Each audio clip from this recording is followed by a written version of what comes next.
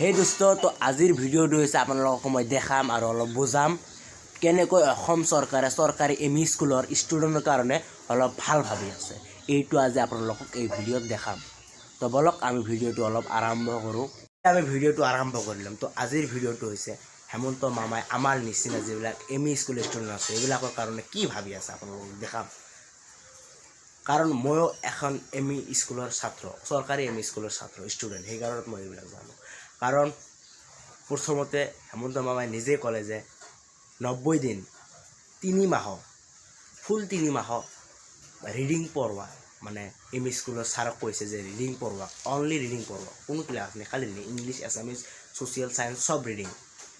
কাৰণ অফিচৰ পৰা যেতিয়া আমাৰ স্কুলখনত অফিচাৰ যায় আৰু যায় ষ্টুডেণ্টক সোধে যে মানে প্ৰশ্ন সোধে, তো ক'ব নোৱাৰে, ভে কৰে। যেতিয়া আৰু ৰিডিং মানে সোধে তেতিয়া আৰু ক'ব নোৱাৰে, ভে কৰে। সেইকাৰণে এইটো মানে হেমন্ত মামাই নিজেই সেইটো মানে বুদ্ধি ওলাল।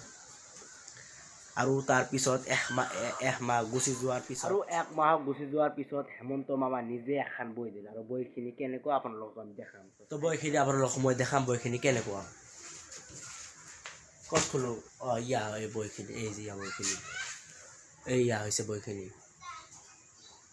তো বইখিনিৰ নামটো চাওক আপুনি কেনেকুৱা। বইখিনিৰ নামটো হৈছে হিমানী হিমালয় অভিযান, এইটো হৈছে বই। আৰু এই বইটো দিয়াৰ কাৰণ হৈছে কি, 90 দিন পাক্কা 3 মাহ যে ৰিডিং পঢ়োৱাৰ পিছত 1 মাহ যে ৰিডিং পঢ়াইছে, তাৰ কাৰণত এই বইটো দিছে। আৰু এই বইটো দিয়াৰ কাৰণ হৈছে যে ষ্টুডেণ্টক মানে 1 মাহত কি শিকিলে অলপ ৰিডিং পঢ়োৱাৰ কাৰণে এই বইখিনি দিয়া হৈছে। আৰু এই বইখিনিৰ যি মূল্য আছে, ছাৰ মোক কৈ দিছে যে বাই চান্স তুমি কিতাপটো লৈ যোৱা, বাই চান্স যদি কিতাপটো হেৰাই গ'ল বা চিৰি গ'ল, তো তোমাক মানে বইৰ মানে মূল্যটো জৰিমনা দিব লাগিব।